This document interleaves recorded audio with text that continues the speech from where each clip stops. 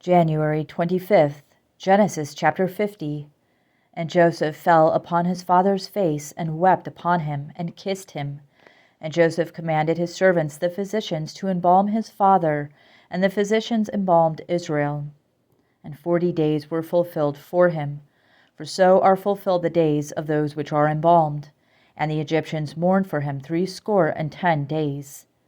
And when the days of his mourning were past, Joseph spake unto the house of Pharaoh, saying, If now I have found grace in your eyes, speak, I pray you, in the ears of Pharaoh, saying, My father made me swear, saying, Lo, I die, in my grave which I have digged for me in the land of Canaan. There shalt thou bury me. Now therefore let me go up, I pray thee, and bury my father, and I will come again. And Pharaoh said, Go up and bury thy father, according as he made thee swear. And Joseph went up to bury his father, and with him went up all the servants of Pharaoh, the elders of his house, and all the elders of the land of Egypt, and all the house of Joseph, and his brethren, and his father's house. Only their little ones and their flocks and their herds they left in the land of Goshen. And there went up with him both chariots and horsemen, and it was a very great company. And they came to the threshing floor of Atad, which is beyond Jordan. And there they mourned with a great and very sore lamentation. And he made a mourning for his father 7 days. And when the inhabitants of the land, the Canaanites, saw the mourning in the floor of Atad, they said, This is a grievous mourning to the Egyptians. Wherefore the name of it was called Abel Mizraim, which is beyond Jordan. And his sons did unto him according as he commanded them. For his sons carried him into the land of Canaan, and buried him in the cave of the field of Machpelah, which Abraham bought with a field for a possession of a burying place of Ephron the Hittite, before Mamre.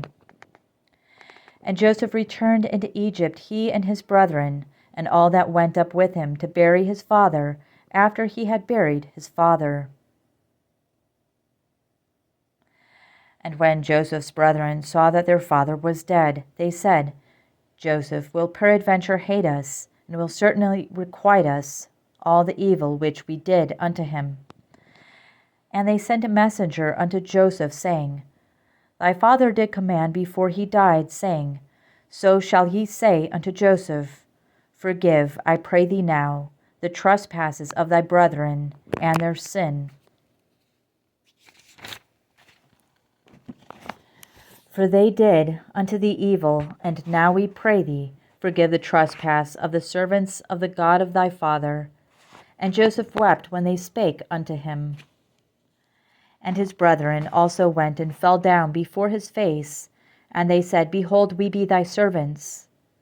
And Joseph said unto them, Fear not, for am I in the place of God? But as for you, ye thought evil against me, but God meant it unto good, to bring to pass, as it is this day, to save much people alive. Now therefore fear ye not, I will nourish you and your little ones. And he comforted them, and spake kindly unto them. And Joseph dwelt in Egypt, he and his father's house, and Joseph lived 110 years. And Joseph saw Ephraim's children of the 3rd generation, and the children also of Machir the son of Manasseh were brought up upon Joseph's knees. And Joseph said unto his brethren, I die, and God will surely visit you, and bring you out of this land unto the land which he sware to Abraham, to Isaac, and to Jacob. And Joseph took an oath of the children of Israel, saying, God will surely visit you, and ye shall carry up my bones from hence. So Joseph died, being 110 years old, and they embalmed him, and he was put in a coffin in Egypt. And there went a man of the house of Levi, and took to wife a daughter of Levi. And the woman conceived, and bare a son, and when she saw him, that he was a goodly child, she hid him 3 months. And when she could not longer hide him, she took for him an ark of bulrushes, and daubed it with slime and with pitch, and put the child therein. And she laid it in the flags by the river's brink. And his sisters stood afar off, to wit, what would be done to him.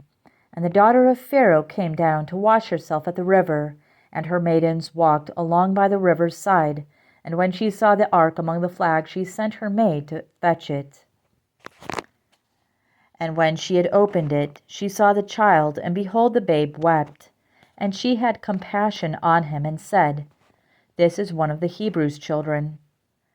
Then said his sister to Pharaoh's daughter, Shall I go and call to thee a nurse of the Hebrew women, that she may nurse the child for thee? And Pharaoh's daughter said to her, Go. And the maid went and called the child's mother.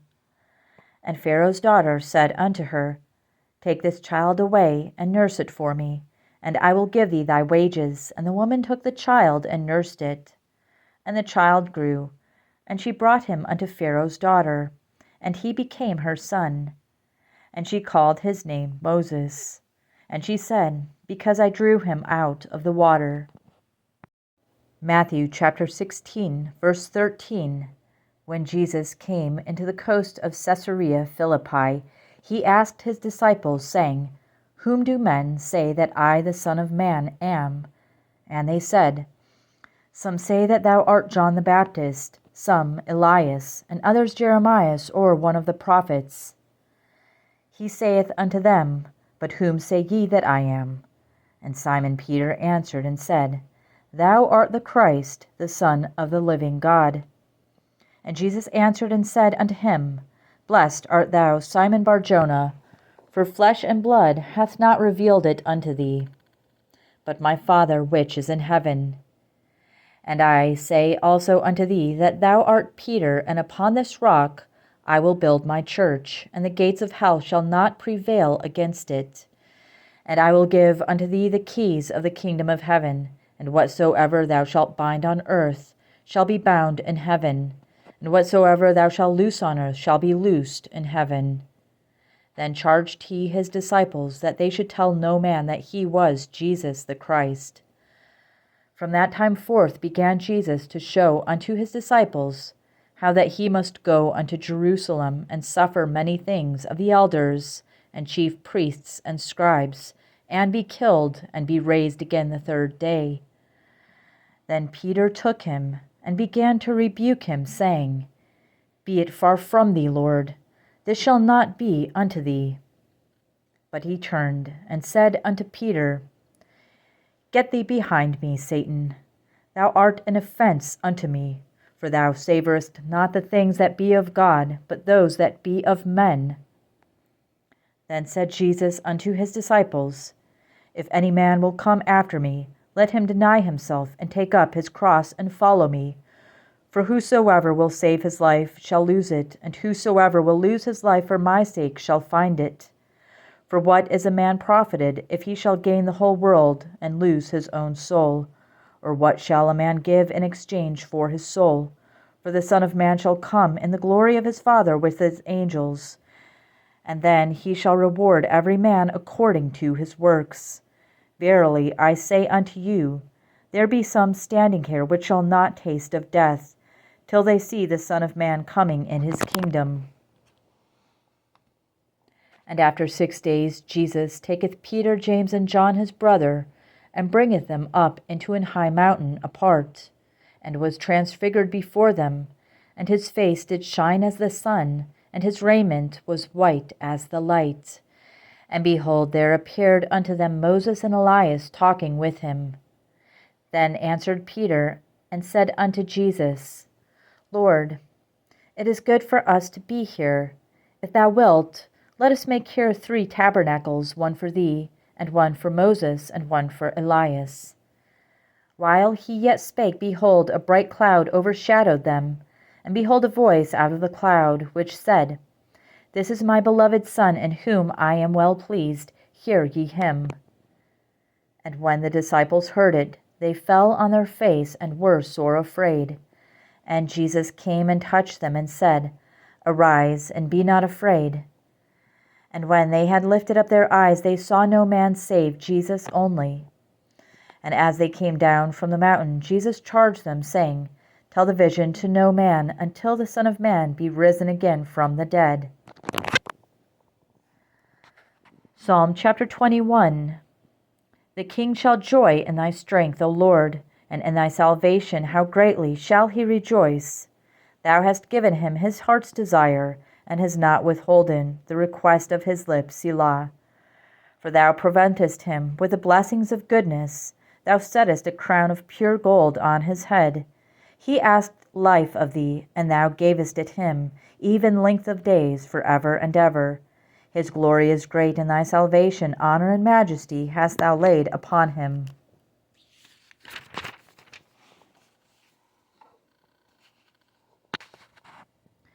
For thou hast made him blessed for ever. Thou hast made him exceeding glad with thy countenance.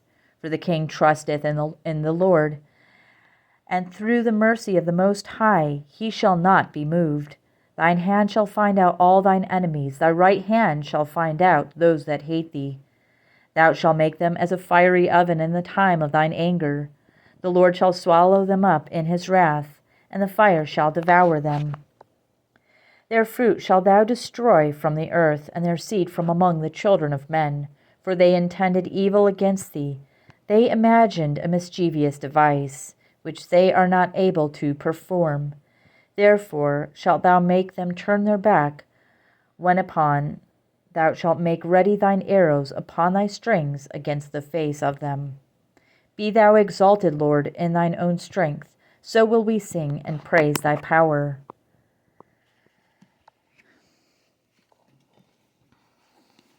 Proverbs chapter 5, verses 1 to 6. My son, attend unto my wisdom, and bow thine ear to my understanding, that thou mayest regard discretion, and that thy lips may keep knowledge. For the lips of a strange woman drop as an honeycomb, and her mouth is smoother than oil. But her end is bitter as wormwood, sharp as a two-edged sword. Her feet go down to death, her steps take hold on hell. Lest thou shouldest ponder the path of life, her ways are movable, that thou canst not know them.